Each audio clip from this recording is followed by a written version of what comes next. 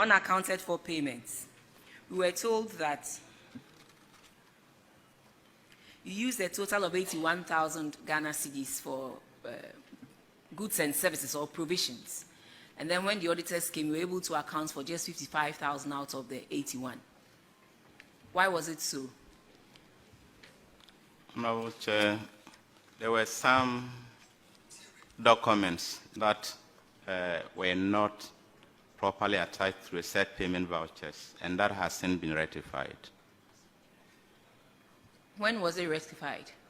After the 30 days or within the 30 days? It was within the 30 days, please. Within the 30 days? Yes, please. And the auditors did not adjust the reports to reflect that.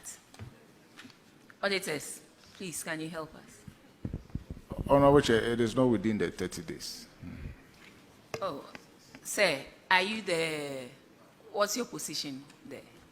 The finance director. Finance, yes, please. Did you take the oath? Yes, please. And you just lied to the committee. That's why I asked you whether it was done within the 30 days or outside the 30 days. If it was within the 30 days, the auditors would have adjusted their reports to reflect that. Okay, Auditors, so this morning you haven't done your normal preaching. So I'll give you the opportunity to preach to all of us again on the processes and the reasons why these infractions are cited. So hold on. Auditors, please take us through the process once more. Today being our last day. Madam Chair, just before the auditors come in, I also noticed that the accountant earlier remarked that they had a document, I believe, which they describe as an agreement, but it didn't meet a certain standard according to the law. Maybe if Madam Chair allows, if you could take that opportunity to let us know what you expect of such agreements as well, so that we can all learn from that and such mistakes maybe don't recur. Thanks. Honorable Chair, I will start with Madam Chair's question. So a letter would have gone to the entity that we are about to start an audit assignment, and we'll schedule an entry meeting with the entity. At the entry meeting, a number of issues will be discussed. The approach of the audit, the strategy, the duration of the audit, the scope of the audit, and also we would also discuss issues about the observations that will be raised along the line, and then we will require management to respond to these observations promptly so that we can be able to work within agreed time. Then after the entry meeting, the audit assignment starts. When in the course of the audit we come across some observations, we alert management about these observations and require them to provide responses and documentations to resolve the issues. And usually we'll give them 7 days. Now within the 7 days, if they're able to provide the needed documentations and the responses, the issues, and we verify the documentations, and we realize that the matter has been resolved, the issue will not be carried further.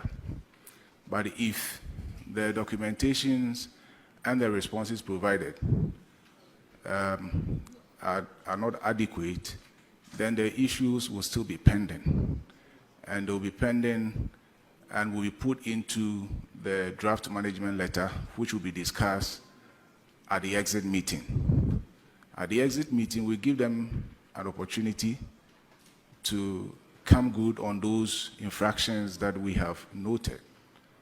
So at the exit meeting, if they have documents and responses to the various infractions that we have raised, if we go through the documents and the responses and they are appropriate, we will drop the issue. We will not feature them in the formal management letter.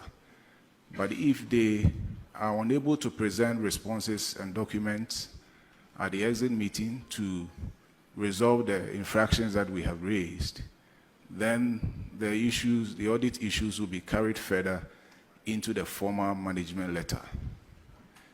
Now, in the formal management letter, before we put together the formal management letter, we have 2 weeks by our regulations.